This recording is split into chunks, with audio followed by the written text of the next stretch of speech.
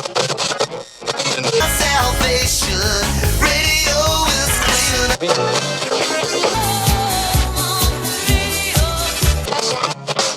want to tell you about Texas radio and the big beat.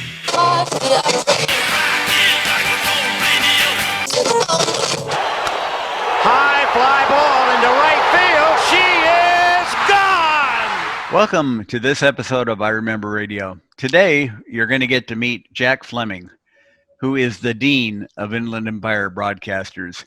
He started at KFXM in 1959. Before we start our visit with Jack, we're going to go back to 1961 and hear what you would have heard on KFXM every morning. Well, hi there, a good Sunday morning to you and yours out there. Rise and shine from now until about 10 o'clock. This is Jack Fleming, Mike side. Let's kick it off with number 11 this week in the Fabulous 59. Yeah, there you have it, number 11 this week in the Fabulous 59 survey. Wailing away with Joe Jones and the cool California sun. Say, did you hear about that new Italian sports car called the Mafia? You simply raise the hood and there you find another hood. Yeah, that's right. Don't forget, weatherman says for the entire Inland Empire today, some high cloudiness, mostly sunny. Today and tomorrow, a little change in temperature. The high today should reach about 70 degrees right now. It's 54 all over the greater Inland Empire. Radio KFXM proudly salutes the swingingest student of the day. And today we're saluting very proudly Janet Madsen of Sierra Junior High School. Janet, you're the swinger all day today.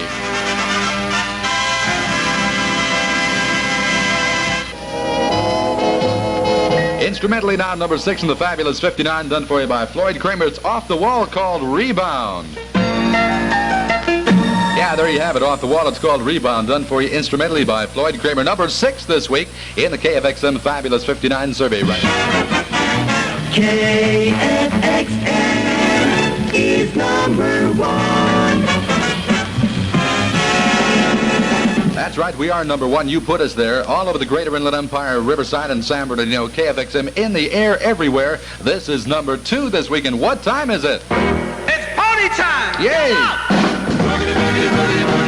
Oh, baby! Oh, yeah, do the big thing here, baby. Chubby Checkers wailing away with party time at 12 minutes after 9 o'clock. This is the Rise and Shine scene from now till about 9:55. Jack Fleming, Mike side. Don't forget it, 10 o'clock this morning at Jack Sands with the Coffee Club coming your way. You sound like you should be in radio. You have a great voice. Well, you know, it's funny because, seriously,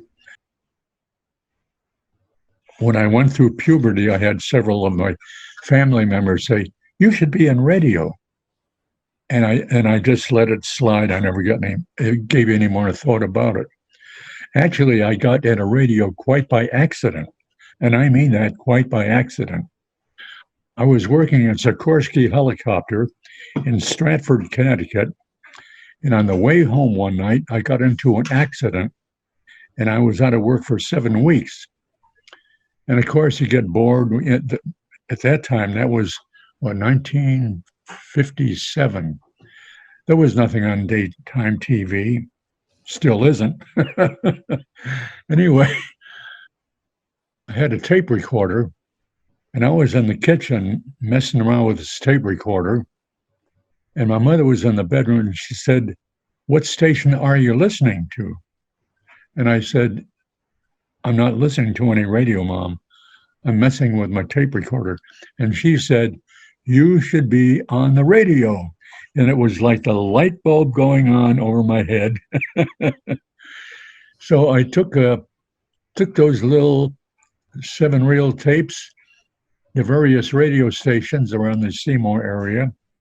And I finally got my first job in Waterbury, Connecticut at WWCO. That lasted for, let's see, from 57, 2 years until I moved to San Bernardino. How did that come about? That's quite a jump. It is quite a jump. My wife and I went to bed on that Saturday night. It was a gorgeous day. We woke up Easter morning and there were 7 inches of snow. So I had to dig out the car so we could go to church. And after we got home, I said, I am never doing this again. We put our place up for sale, sold it in a short period of time, and we contacted 7 different chambers of commerce. and the best reply we got was from San Bernardino. So that's how I wound up in Purdue. My first job was at KRNO, and from there I went to KFXM, where that was the most fun job I've ever had at KFXM. I worked there from 59 to 64, and that's where I met one of my dearest friends, Lyle Kilgore. He had quite a career too. Oh, Lyle had a great career. After he left San Bernardino, he went to KHJ in Los Angeles, and I think he became the news director. We always kept in touch. In fact, even when I moved up here to Eugene, we used to call each other on a regular basis. And sadly, Lyle passed away several years ago of pneumonia. He was 5 years my senior, and I sure miss talking to him. When you first came to San Bernardino, you said you went to KRNO? KRNO. And how did that come about? They just have an ad in the paper when you moved out there? Did you know you had the job before you moved, or? My wife and I packed everything we had in Connecticut in a 4x6 trailer, hooked it up to my 58 Chevy Impala, and drove out to San Bernardino. And we got a little apartment, and my wife got a job first from the Chambers of Commerce, and I went knocking on the doors of radio stations. And like I say, the first job I had in San Bernardino was at KRNO. And I stayed there a couple of years before moving on to KFXM. What did you do at KRNO? Pretty much the same thing, play the hits, but it was only, it was at 1240 on the dial at 1,000 watts, so it didn't have great coverage. It was a good daytime station, but at night it went down to 250 watts. And if you were in the north part of the city, you were lucky to get it. Well, yeah, KFXM then was a big step up because they are low on the dial and they had a lot more power. Yeah, they were at 590 and they had 5 kilowatts. And we used to cover a lot of territory. Who do you remember working with when you first went there? Who hired you, or how did you interview, or did they just hire you with an air check from on the radio, or how did that go about? No, I had been in town for a couple of years, and I met a guy named Roy Cordell, who was the program director. As a matter of fact, he was the program director of 3 different radio stations, KFXM, KYNO in Fresno, and KDEO in San Diego. But he made his headquarters in San Bernardino. And Roy Cordell was the greatest promoter I have ever met. That's how we always got to go to the Hollywood parties. And met a lot of nice personalities. Even had the opportunity to meet with Frank Sinatra. Wow. Did he come out to the station? No, it was 1963, and he had a new release called Granada. And by that time, he owned Reprise Records. And Reprise Records hired this huge restaurant, cafe, bar. It was called Romanoff's. And it was the place at the day. And all of the local jocks and different radio stations were invited to this party. And I was one of them. And at one point in the evening, he had a receiving line. And I was fortunate to be able to shake his hand and talk to him. Of course, I said, while I was waiting to see him, I said to myself, what can I possibly say to Frank Sinatra that he hadn't heard before? Gee, you got a great voice. Gee, you can make nice records. Anyway, I said to him, my very first program director, Bob Krager, told me, when in doubt, play Sinatra. He said, smart guy. That was a great line. Yeah, well, yeah.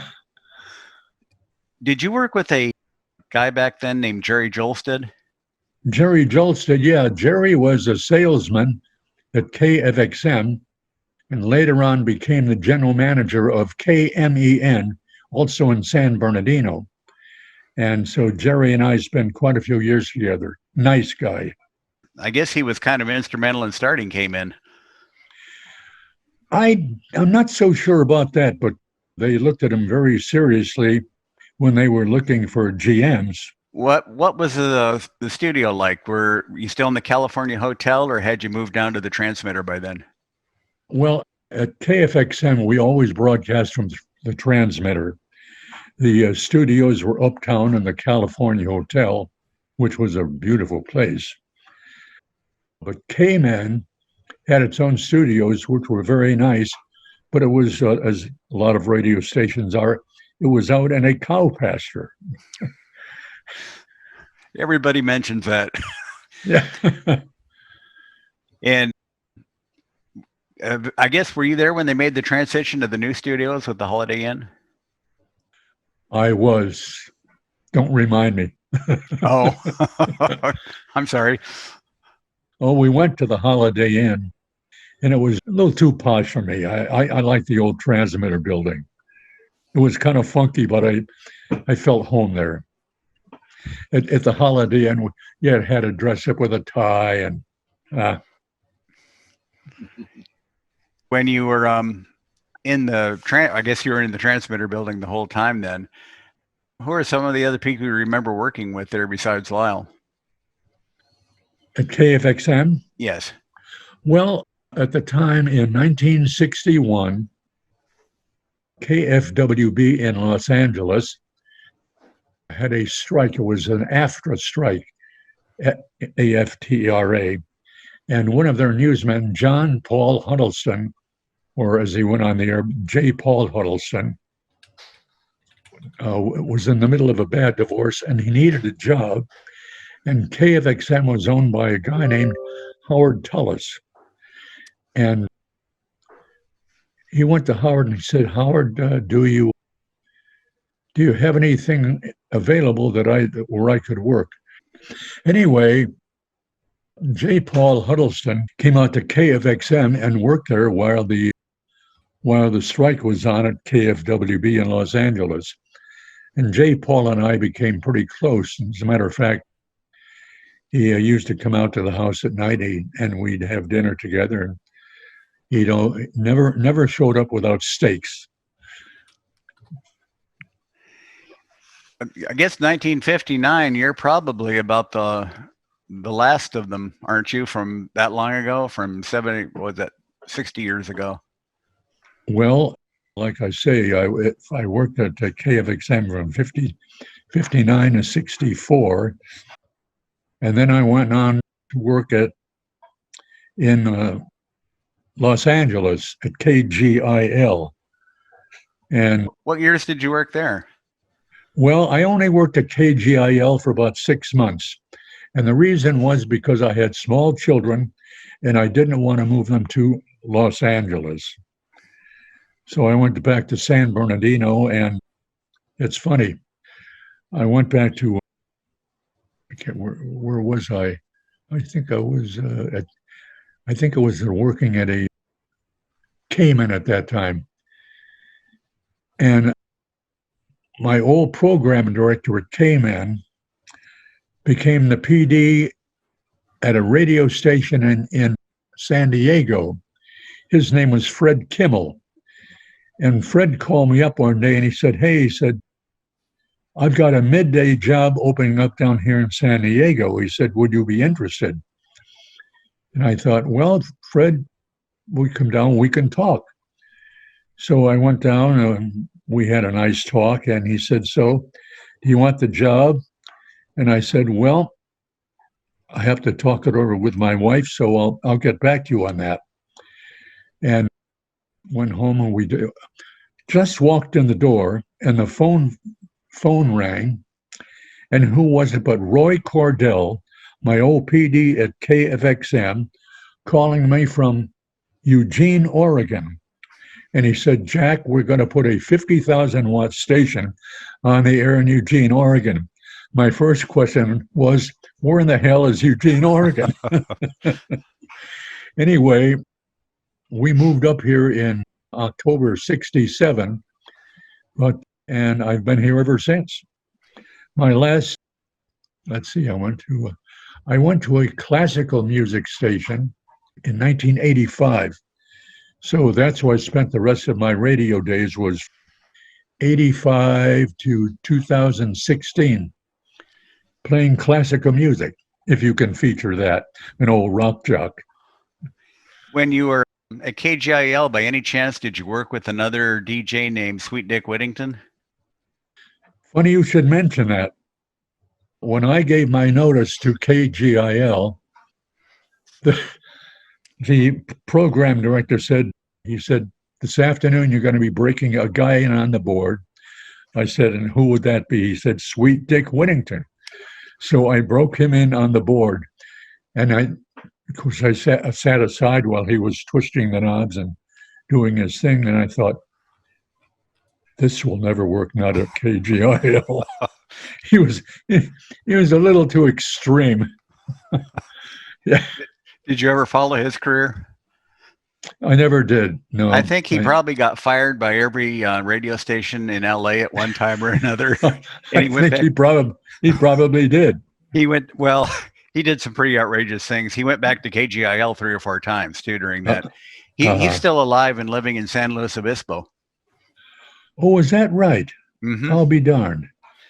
My wife and I lived close to San Luis Obispo. We lived in Morro Bay for a while. We moved there in 1983, and things didn't quite work out. So we moved back to Eugene. So here I am. You also worked at KCKC? Yeah, KCKC was a country station, and I worked there for a very short period of time. And in fact, I think it was right before we moved up here, or shortly before we moved up here. And they were, like I say, they were country. And I'll tell you one thing about playing country, it's a lot of fun. You'll never find a more loyal audience in the world than a country audience. It's ironic, though, that all 3 of the transmitter buildings that you worked at are still intact and in use. Are they really? Yeah. I'll be darned. Well, that doesn't surprise me, because it's on property that nobody else wanted. Well, interestingly, KFXM, I think they had 3 antennas. Yes. And they have completely filled in the whole area. There's car dealers under the antennas. The antenna is right in the middle of the car lot. I'll be darned. They have the down guys fenced in. And that's funny, because when I worked at KFXM, like I say, it was the middle of a cow pasture. And in fact, it was a refuge for wild donkeys. And we had a guy working with us. I don't know if you ever heard the name Roger Christian. Yes. He was a pretty good friend of the Beach Boys. Anyway, Roger had this convertible out in the garage in the middle of this refuge for wild donkeys, and he went out to go home, and the wild donkeys had eaten the convertible top off his car. He was a little upset. One of the things he sent me was an inter-office memo. They were rationing water because the pump to the station, the well to the station broke. And they seemed quite specific about who could use how much water for what. That was at KFXM. That was at the transmitter building. The water wasn't fit to drink. So we had, I think Arrow had made huge bottles of 5-gallon bottles of water. So every time you wanted to use the bathroom, you had to haul a 5-gallon bottle of water so you could flush the toilet. And one day, this is a true story, I had never met Howard Tullis before. I'm on the air, the door flies open, this is at the transmitter building, and this guy walks in, he said, "Hi, Jack," and I said, "Hello." I'd never seen him before. Of course, he had been listening on the way in. He said, "Geez, I got to use the John." I said, "You better grab a 5-gallon bottle of water." That's the first thing I ever said to Howard Tullis. That was another thing I was going to ask you. The very first song you played on KPNW was a song that just was dripping in San Bernardino history. Was that a coincidence? Well, it was Up, Up, and Away.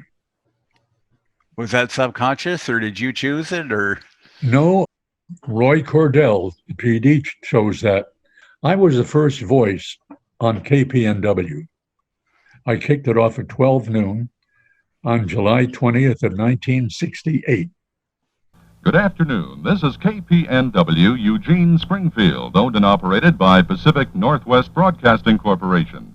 Radio KPNW operates with 50,000 watts day and night on a clear channel frequency of 1120 kilocycles. We now begin our first commercial day of broadcasting. And this is Jack Fleming inviting you to stay tuned for the finest in music, news, and our many informational features. Thank you. Would